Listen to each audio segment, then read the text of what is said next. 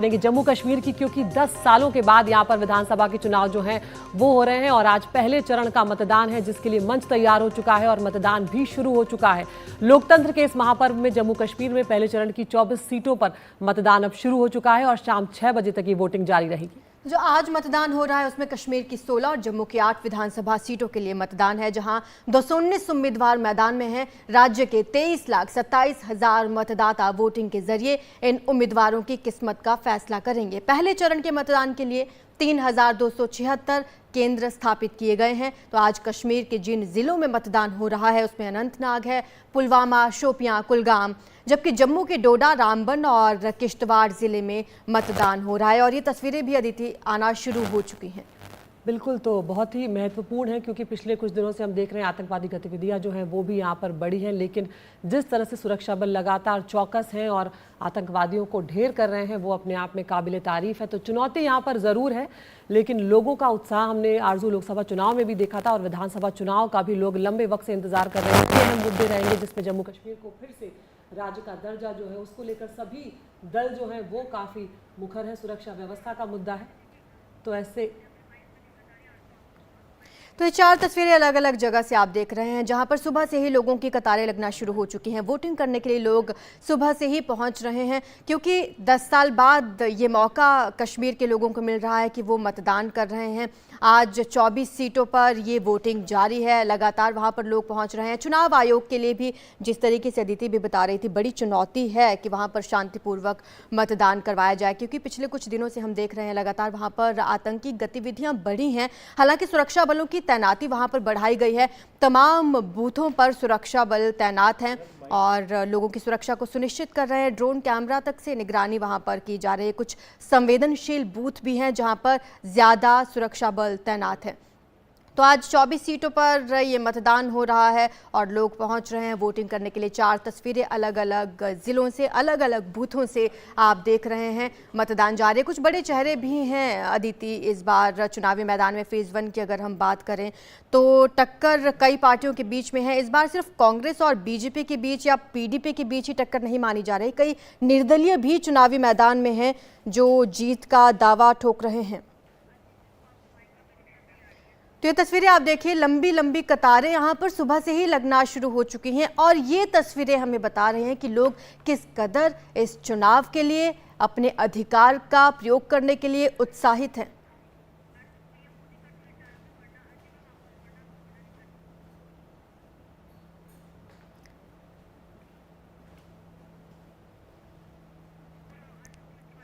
तो ये तस्वीरें लगातार सामने आ रही हैं और इधर प्रधानमंत्री मोदी ने जम्मू कश्मीर में हो रहे पहले चरण के मतदान को लेकर जनता से अपने सोशल मीडिया एक्स पर अपील की है। उन्होंने लिखा है, जम्मू कश्मीर में पहले चरण का चुनाव शुरू हो चुका है।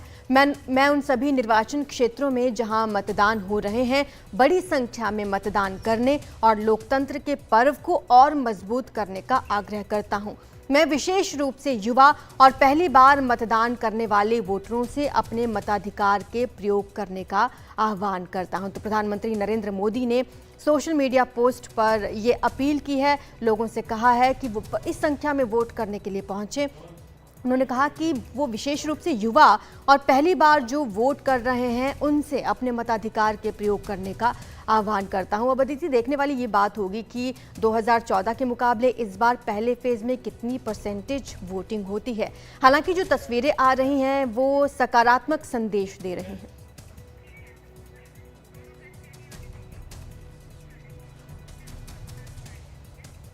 तो यहाँ पर हमारे साथ 2 खास मेहमान जुड़ने जा रहे हैं। हमारे साथ संदीप शास्त्री हैं, राजनीतिक विशेषज्ञ, जफर चौधरी हैं, वरिष्ठ पत्रकार श्रीनगर के। जफर जी, पहले मैं आपके पास यहाँ पर आना चाहूँगी। जम्मू कश्मीर के लोगों के लिए जफर जी खास तौर से ये बहुत बड़ा मौका है क्योंकि 10 सालों के बाद यहाँ पर विधानसभा के चुनाव जो हो रहे हैं और हमने लोकसभा में देखा था कितना उत्साह लोगों में नजर आ रहा था। कई बड़े मुद्दे होंगे जिसमें जम्मू कश्मीर को राज्य का दर्जा जो है वो मिलने के मुद्दे पर सभी राज्य मुखर नजर आए। यहाँ तक कि बीजेपी खुद ने भी ये वादा किया है कि जम्मू कश्मीर का जो राज्य का दर्जा है वो बहाल किया जाएगा।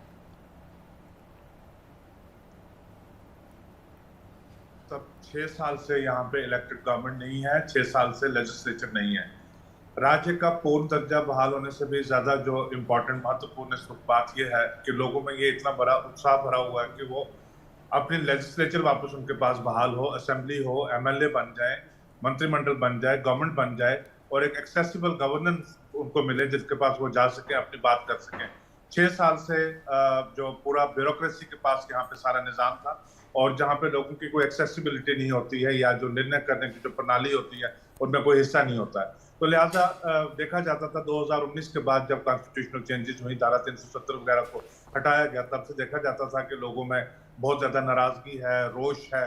शायद जब डेमोक्रेटिक एक्सरसाइज हो, चुनाव हो, तो वो बहुत ज्यादा तादाद में उसमें पार्टिसिपेट ना करें। लेकिन जब लोकसभा इलेक्शन हुए तो लोगों ने जिस उत्साह के साथ, जिस जोश के साथ बताया कि वो डेमोक्रेसी में पार्टिसिपेट करना चाहते हैं, वो अपने वोट का इस्तेमाल करना चाहते हैं, वो चाहते हैं कि पॉलिटिकल प्रोसेस में एंगेज हों और जल्द अज जल्द जो रियासती सरकार है, जो लेजिस्लेचर है, वो बहाल हो।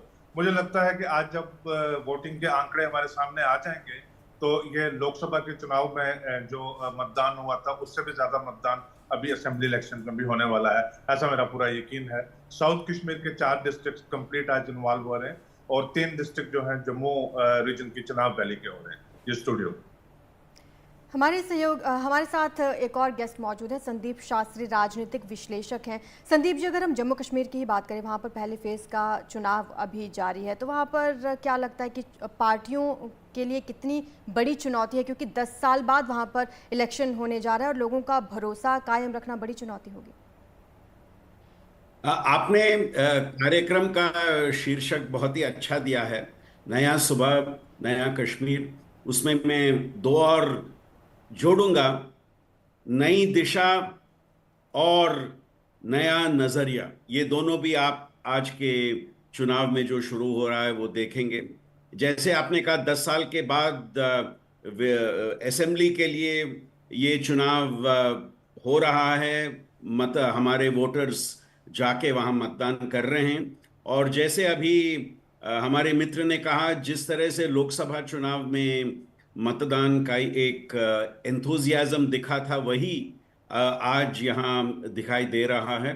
ये पार्टियों के लिए एक बहुत बड़ी चुनौती है, क्योंकि पार्टीज कंपटीशन में हैं और कौन सी पार्टी कौन से मुद्दे के आधार पे लोगों की सपोर्ट जीतेगी। ये भी याद रखें कि लोकसभा चुनाव में निर्दलीय भी जीते थे, तो पार्टीज के लिए एक बहुत ही ये लेजिटिमेसी का एक फाइट है कि कौन सी पार्टीज को लोगों को लगता है जन समर्थन है, वो आज के चुनाव में दिखेगा और जब नतीजे आएंगे वो स्पष्ट हो जाएगा।